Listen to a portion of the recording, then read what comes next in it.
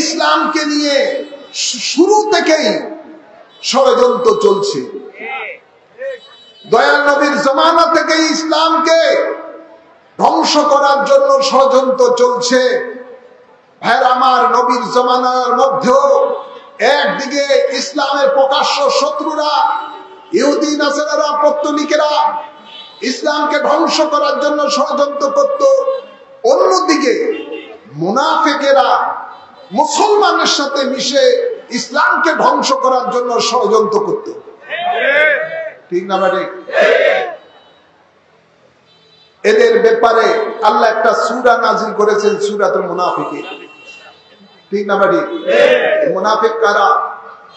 হিন্দু বৌদ্ধ খ্রিস্টানের রূপ ধরে আছে তারা না, এরা টুপি দাড়ি জুব্বাওয়ালা নামাজিওয়ালা মেসওয়াকওয়ালা গাট্টিওয়ালা বিলা কুলুপওয়ালা দাড়িওয়ালা পাঞ্জাবিওয়ালা পাগড়িওয়ালা, এদের মধ্যে থেকে মুনাফিক। সুরতে মুসলমান, হাকিকতে বেঈমান। হাকিকতে সুরতে মুসলমান, হাকিকতে তার নাম হলো মুনাফিক। তার নাম কি?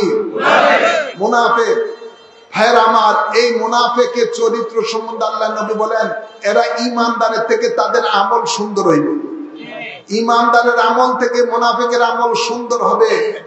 ঈমানদারের লেবাস থেকে বেঈমানের লেবাস সুন্দর হবে। ঈমানদারের নামাজ থেকে বেঈমানের নামাজ সুন্দর হবে। ঈমানদারের কোরআন শরীফের তেলাওয়াত থেকে বেঈমানের কোরআন শরীফের তেলাওয়াত সুন্দর হবে। নবী এদের সম্বন্ধে বলে দিয়েছেন, খুব উপরে ফিটফাট, ভিতরে সদরঘাট।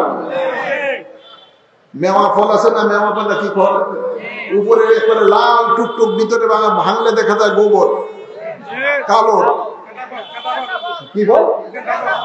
কেন্দা ফল নেই লেখা? আচ্ছা, কেন্দা ফল। উপরে একেবারে সুন্দর টুকটুকে লাল, ভিতরে ভাঙলে একেবারে সালি। এই টাইপেরই হলো মুনাফিকের চরিত্র। উপরে একদম ফিটফাট, ভিতরে হলো মুনাফিকি, রসুলের পাকের সাথে দুশ্মনী। রসুলের পাকের সাথে দুশ্মনী। ভাইরা আমার, বাবার আমার, আব্দুল্লাহ ইবনে উবাই ইবনে সলম, এই সমস্ত বড় বড় মুনাফিক গুলো ছিল।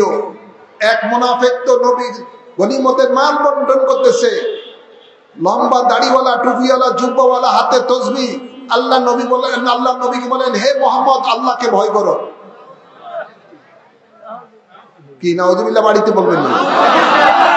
নবীকে বলতেছে, টুপিওয়ালা দাড়িওয়ালা জুব্বাওয়ালা তসবিহওয়ালা বলতেছে নবীকে আল্লাহকে ভয় করার জন্য। তার মানে নবী থেকে সে আরো বেশি বুজুর্গ, আল্লাহকে বেশি ভয় করে।